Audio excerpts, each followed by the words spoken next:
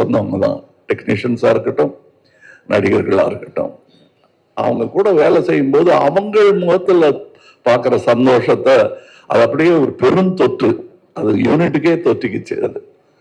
அதை உங்களுக்கும் வழங்க வேண்டும் என்பதுதான் எங்கள் ஆசை.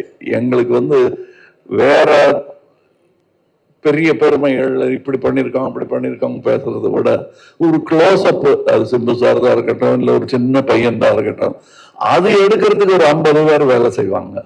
திரை பூரா ஒரு முகம் தான் இருக்கும்.